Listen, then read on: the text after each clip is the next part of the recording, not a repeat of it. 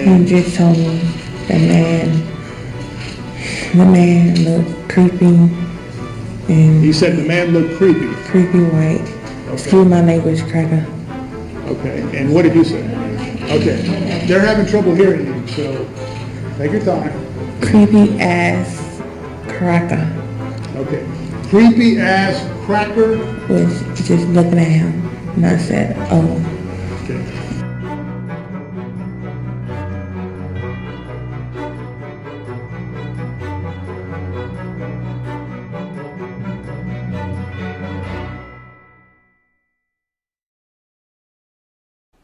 All of us want to live in a safe place. I know that you want yourself and your loved ones to be safe. I know that your children look to you for their safety, whether you are of African descent, European descent, or Asian descent. I believe this is true for the parents of Trayvon Martin and the parents and loved ones of George Zimmerman. Today I'll expose how Zio Media has used the Trayvon Martin case to fan the flames of racial hatred and violence. Mark Twain said, "Never let the facts get in the way of a good story." And that about sums up the media coverage of the Trayvon Martin case. Here's the picture of Trayvon Martin that the media repeatedly shows you, this baby-faced, innocent-looking young man, looking perhaps 12 years old. Mark Twain also wrote, quote, "In a museum in Havana, there are two skulls of Christopher Columbus, one when he was a boy and one when he was a man." There may be two Columbuses in Havana, but there are also two Trayvon Martins in America. One of them is the innocent-looking little boy version shown to us by the Zio Media. But there's a big problem with this image. Martin wasn't a little boy any longer when the violence occurred in Sanford. Now here are Trayvon Martin's photos he himself published on his Twitter accounts just a few weeks before the shooting. One of his screen names was the gangster moniker of No Limit Nigga, and I won't repeat that word. In fairness, the pictures prove nothing. A nasty-looking picture of a man giving a finger does not prove he is guilty of any crime. But showing you pictures of Trayvon Martin looking like a 12-year-old betrays deceit by the media. Here's a Google News item showing articles on the Zimmerman case. Look at the picture next to the headline.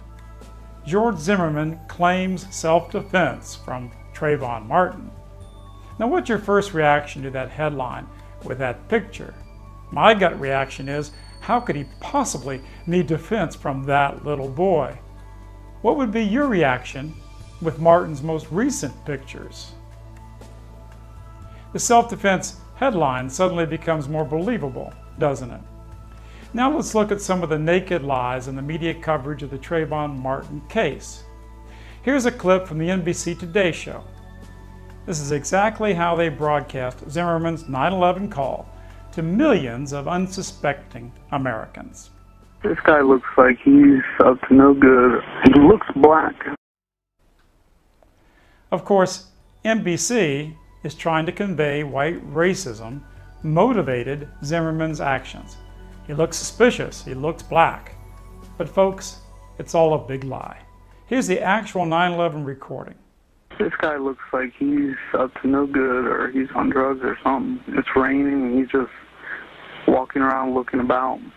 Okay, and this guy, is he white, black, or Hispanic? He looks black. So in the original recording, the neighborhood watch captain doesn't say a word about the suspicious person's race. And only in response to a direct question as to if the person is white, black, or Hispanic does he answer. Now let's look at some real racism in the media. The mainstream news media in America has a long-standing policy to censor the race of criminal perpetrators or that of victims. The exception is when identification is needed in the pursuit of a suspect. On June 6, 2007, the Los Angeles Times newspaper made an official statement on race, reporting, quote, "In recent decades, newspapers and other media outlets stopped mentioning suspects or victims' race or ethnicity because of public criticism. Newspapers came to embrace the idea that such information is irrelevant to reporting of crimes and may unfairly stigmatize racial groups. But in the Trayvon Martin incident, the LA Times identified Zimmerman as white and Martin as a, quote, unarmed black teen. So obviously the LA Times does not worry about stigmatizing a racial group, well, at least when the group is white. The king of American journalism is the Zionist-owned and run New York Times. In March of 2011, 28 black males were sought in the horrific gang rape of an 11-year-old Hispanic girl in Cleveland, Texas. Talking about that little girl in tiny Cleveland, Texas. She told her principal that she was gang raped. Well, now her town has been rocked by these allegations that 18 men and schoolboys, possibly more here, assaulted this 11-year-old child. A child. Think about that for a moment. The suspects, 18 of them, range in age from middle schoolers all the way up to a 27-year-old.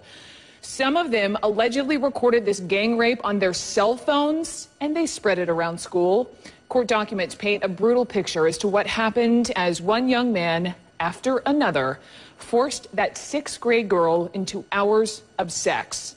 But the defense says the girl is not completely innocent. They say she consented. All that matters is that she is 11. You say the conversation about this story has gone in the wrong direction. Why? Yeah, you know, I think the only thing that can make a crime this horrific, more horrific, is by blaming the victim. The cross-race sexual attacks were even filmed on some of the rapists' cell phones. Philip Corbett, associate manager of the New York Times, confessed to censoring the race of the 28 black males sought for the rape of the Mexican girl. Black Panther Quinn X held a rally blaming the arrests on white racism, and he blamed the 11-year-old girl for being raped by 28 black males. The New York Times referred to the 100 blacks at the rally as, quote, Texans. To be honest, when you hear the word Texans, don't you automatically think of a Clint Eastwood type guy, a white guy with cowboy boots? Take a look. Do these accused rapists look like Clint Eastwood? The very same New York Times that covered up the race of 28 black rapists of an 11-year-old girl of a different race trumpeted that Zimmerman was white and that the victim was a black teen. In media across America, without a shred of evidence of racial motivation, white racism is alleged to be the cause of the incident by hundreds of media commentators. Even more sinister, white people in general are painted all guilty for the death of Trayvon Martin. There is not a shred of evidence that Zimmerman had a racist bone in his body against black people. Does it make sense to you that Zimmerman is racist when he and his wife have spent hundreds of hours mentoring black kids, when a longtime black friend swears that Zimmerman is the farthest thing from a racist? But at its core, it is not a racial case. And this brave black man spoke up publicly, even though he knew he'd suffer scorn and hatred for speaking out. But friends, it gets even more crazy.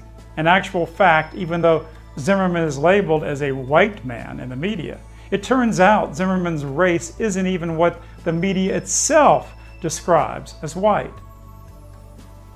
Here's a picture of one of George Zimmerman's family ancestors. Zimmerman is of mixed race and is no more white than his mixed race President Obama. Ask yourself, when will the media describe Obama as a white man? After a huge internet outcry, the media then began labeling Zimmerman as a white man of Hispanic descent. So when is the media going to label Obama as a white man of African descent? Well, about the time when pigs grow wings and fly. Like Twain said, don't let the facts get in the way of a good story. A black teen is shot down for simply walking through a white neighborhood, nothing else. Trayvon Martin, that unarmed teen who was shot while walking through a neighborhood.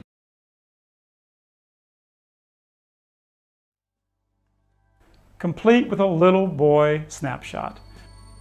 The police photos showed brutal violence against Zimmerman, injuries to his body, face, and the back of his head.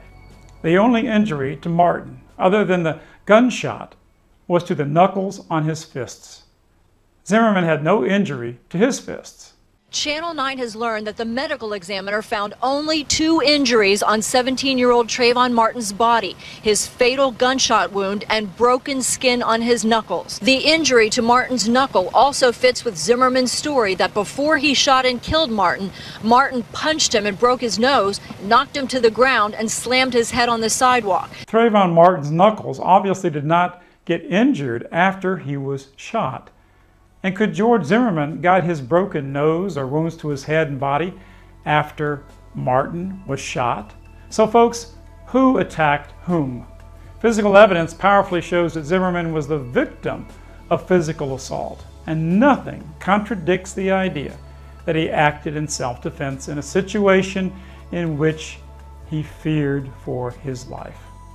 And by the way, asking someone who they are, where they live, or what they're doing in your neighborhood is perfectly legal and obviously doesn't justify a brutal, life-threatening physical assault. But folks, when the Zio media purposely describes you as white, you can be sure you'll never be right. The media shamelessly inflame the African American community against white people. In the wake of this media anti-white hate fest, whites faced violence and incidents all over America. Police are looking for a mob of teens who allegedly attacked 2 newspaper reporters. Virginian Pilot reporters Marjan Rustami and Dave Forster told police they were attacked by a mob while at this intersection. Even though Forster was punched in the face several times and Rustami was hit in the head, cheek, and eye when she tried to pull her colleague and friend back inside, police coded the incident as a simple assault. You're not from around here or you don't know anybody around here, you're a target. Editors hesitated to assign a story about their own employees, but printed it after tweets were found from people joking about the victims. The piece estimated there were up to 30 people in the crowd attacking the reporters. And then with all that Trayvon Martin stuff going on, a lot of dumb stuff is happening. Now I'll tell you about a horrific incident right in Sanford, Florida that the Zio media has hidden from you. You've been deluged with the name of Trayvon Martin, but unless you read davidduke.com, you've never heard the name of Mark Slavin. I'll tell you his story. At the height of the anti-white media frenzy surrounding the Martin case, a European-American, Mark Slavin, was brutally attacked by 2 African-American teenagers in the same small Florida community of Sanford, where the Trayvon Martin shooting occurred. The 2 black teenage gangsters, at 18 and 19, were just a little older than Trayvon Martin. They bashed in the head of Mark Slavin, 50, with 13 horrific blows with a hammer. As you listen to my words, Mr. Slavin still hovers between life and death. He clings to life support. His father reports that his son endured such terrible hammer blows to his head that he is still grotesquely unrecognizable. The arrested blacks are Yaziel Israel and Julius Bender. Israel's Facebook page displays pictures of the pair in their gangster persona, very similar to Trayvon Martin's posting. At least one of the attackers, Yaziel Israel, has a family association with the religious cult called Nation of Yahweh, a violent, black racist, anti-white cult that specializes in murdering and cutting off the body parts of its victims as trophies. Israel's Facebook page links to his father's page promoting the same black, violently anti-white racist cult. In the short article reporting the arrest of the 2 black suspects for the attack, unlike Trayvon Martin, the local newspaper did not even mention the name of the victim. Unlike Martin, they did not name the race of the victim. There was no mention of the connection to a murderous anti-white cult. No mention that the attack occurred at the height of a hateful frenzy against whites. And not a single national news story, is not even a local mention of the name of the victim, Mark Slavin. who lived in the area as a popular local furniture store manager. Unlike Martin, no pictures of the victim and no interviews with the victim's grieving loved ones. Mark Slavin is just a faceless, nameless white victim that doesn't evoke the same kind of sympathy aroused when people psychologically connect with a name and face and family, as in the Trayvon Martin case. Now, how do you explain this blatant hypocrisy in the media? In fact, it is a reasonable assumption to blame the media for helping cause this attack because of the biased reporting in the Trayvon Martin case and other constant allegations of white racism that inflame black hatred and anger against white people. I think it takes a lot of vicious hatred to slam a hammer into the head of an innocent man 13 times. Of course, there is huge anger in the black community against white people. The media often portrays them as victims of white people, even innocent victims of white violence. But what is really true? Here are the figures right out of the U.S. crime data published by the U.S. Department of Justice. And by the way, this department's headed up by a dedicated black activist, Eric Holder. Blacks are about 39 times more likely to commit a violent crime against a white person than vice versa, and 136 times more likely to commit armed robbery against a white person than vice versa. My friend, let those facts sink in. 39 times more likely to commit a violent crime against a white person than vice versa. That is 3,900% higher. Not a 39% higher, which would be bad enough, but a 3,900% higher rate of committing violent crimes against white people than white people committing violence against black people. And think that the Zio media has had thousands of stories about evil white people doing shopping discrimination against blacks or stopping blacks for police checks. I did actually feel sorry for the girl. Will you do something next time? I wouldn't have got involved, no, because it's nothing to do with me. But she needed your help. Someone has to sound the alarm. But I don't know her. The two customers have just witnessed a type of discrimination so common that researchers have given it a name: shopping while black. But for some reason, if blacks murder or rob or rape tens of thousands of white people, that doesn't matter. Let's do our next story on shopping discrimination, right? The fact that the media would portray blacks and black kids as chronic victims of white violence is not only racist, it's absolutely a reversal of the truth and is perpetuated by the biggest conglomerates in the Zio media. I'm not quoting these facts to condemn black folks. I'm showing how the media actually suppresses the truth and actually inflames more black violence against white people. It's best illustrated by the New York Times op-ed piece by one of its black mouthpieces, Charles Blow, on March 16, 2012. Mr. Blow writes about Trayvon and the specter of racial discrimination again and again. Finally, he says, as the father of two black teenage boys, this case hits close to home. This is the fear that seizes me whenever my boys are out in the world. That is the burden of black boys in America and the people that love them, running the risk of being descended upon in the dark and caught in the crosshairs of someone who crosses the line. Mr. Blow suggests that every time his kids are out of the house, he sees with fear that some white person will shoot one of his sons. Come on, Mr. Blow. Is this what really scares you? White folks with itchy trigger fingers? You must know it is infinitely more possible and likely that your son will be shot by a black man with an itchy trigger finger than by a white man. Mr. Blow, shouldn't your real fear be the gangbangers, the drug dealers, the violent criminals that plague the black community and who also rack up a huge number of victims in the white community as well? Shouldn't real anger be against the Zio media moguls who make violence and drugs and indiscriminate sex fashionable for young blacks? And look at the facts, Mr. Blow. It's not white folks shooting blacks. It's black folks shooting black folks. And they're shooting a hell of a lot of whites too. In fact, the Zion media supports programs aimed at stopping, quote, black on black crime. There is one thing that keeps happening too much on the streets of Cincinnati. African Americans shooting and killing one another. We're caught up in, should I call it black on black violence? Well, if that gets your attention to say that it's a problem, then let me catch your attention. In fact, the latest crime figures, though, show blacks actually commit more violent crime against whites than they do against blacks. Now, if you're a white listening right now, don't you get it? According to the Zion media, crimes against you don't matter. The life of your father or mother or sister or brother or son or daughter, they don't matter. Black on black crime, black victims, that matters. But you don't. Thing that keeps happening too much on the streets of Cincinnati. African Americans shooting and killing one another.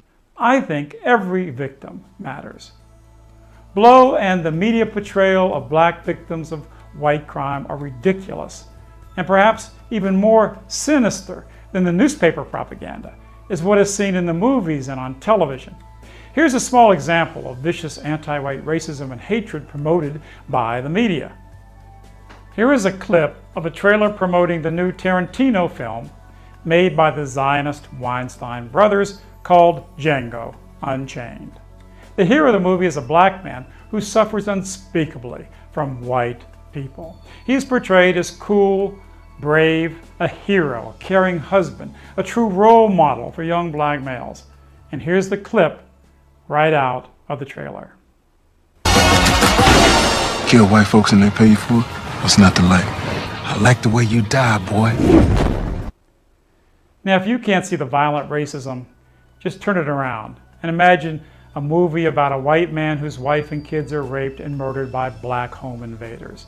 The guy is portrayed as a sympathetic, brave, cool, a hero kind of role model for young whites. And the white hero says, quote, kill black people and get paid for it? What's not to like? And this is the hero? And there are plenty more viciously racist, even violence-inciting anti-white movies out there made by Zio Hollywood. Now you might be wondering why I talk of Zio Hollywood or Zio Media.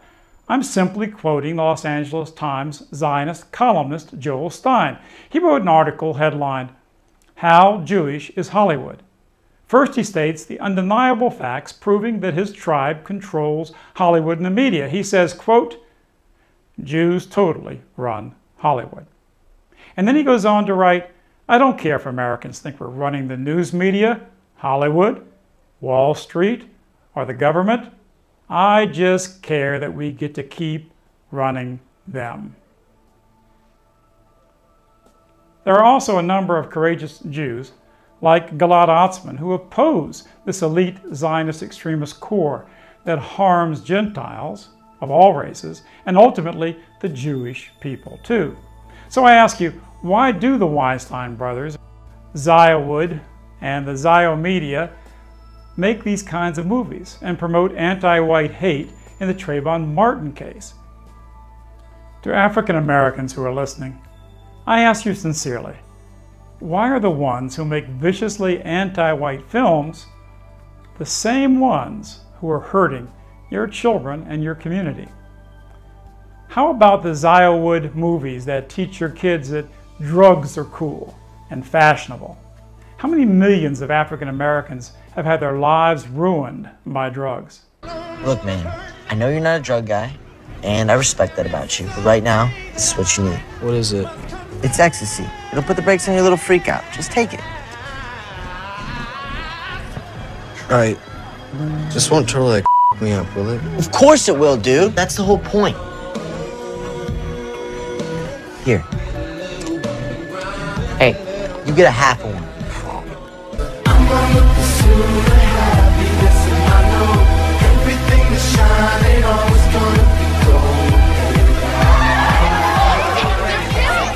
It's ecstasy, bro!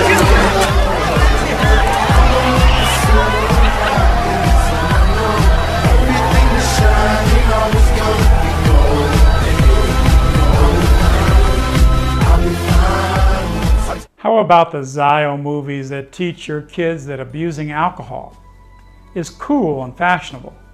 But how many millions of people have had their lives ruined by violence or drunk driving or sickness inspired by alcohol abuse and addiction? How about the Ziowood movies and Zio music industry that promote sexual degeneracy, even disrespect and defilement and violence against women? How many millions of African Americans have suffered from sexual disease, broken families? How many millions of your children are born without fathers and their mothers burdened to raise their child alone? And don't get me wrong, Ziowood has been just as destructive to whites as well as blacks. Tens of millions of European American lives have been ruined by the evil and sickness promoted by the media. What I'm saying to you is that both of our peoples have the same problem. And if you are a white person, you must realize that the source of this hateful anti-white racism that has contributed to the horrific numbers of racist hate crimes against whites has come from the same Zio media. The hateful anti-white reporting of the Trayvon Martin case was not done by black-owned media, but by the Zio media. The Hollywood that makes sick, violence-promoting anti-white hate films like Django are not produced and promoted by black folks, but by the Weinstein brothers. Gangster rap and its culture of drugs and violence and defilement and violence against women was made popular by the Zio music conglomerates, like Super Zionist Summer Redstone, Rothstein of MTV. Read my books and find out who really runs the media. Black people and brown people didn't change the immigration laws in America. In fact, black people and Americans of Hispanic descent lose jobs by mass immigration, just like white people do. In Europe, Arab Muslims aren't the ones who changed the immigration laws and opened their borders. They are not the ones controlling your media and leading you like lemmings to ethnic and national suicide. They reach the final precipice. This is the last chance to turn back. Yet over they go.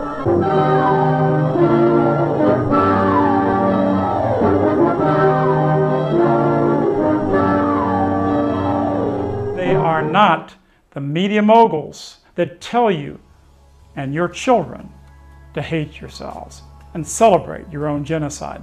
They aren't the ones telling you to have abortions and live a hedonistic lifestyle. It's not black people or brown people who are stealing your money, trillions, right out of your own pockets with the predator banks like Goldman Sachs and the Zionist Club Fed and the World Bank and the IMF. It's not black people or brown people who bribe your politicians and lead us into these insane wars for Israel and Iraq, and now the planned war against Iran. As I said when I started, I truly believe that you, whether you're black or white or Asian, Indian, Amerindian, whatever, want your kids to be safe and sound.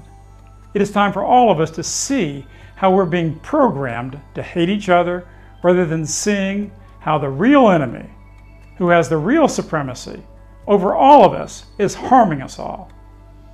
It's exactly what Joel Stein boasted about. Hollywood, the news media, Wall Street, and government. They want non-whites to hate whites, and they want whites to hate themselves. Why? Because they see whites as their biggest competitor for political, media, economic power in America and in every European populated nation. Please watch my film, How the Zionists Divide and Conquer. But I believe we are starting to wake up. Their power is based on illusion just as much as their fictional films in which somebody can fly without wings. It's time we clip those imaginary wings. We are the vast majority. All we've got to do is stand up with courage and honor. More and more of us are standing up. How about you? You can start by sending this video to all your friends and family. And if you wish, you could give me the support I need to produce more videos just like this one, because somebody has to tell the whole truth. Our time is coming. Every people on earth has the right to be free and independent, rather than slaves in the matrix of Zionist globalism.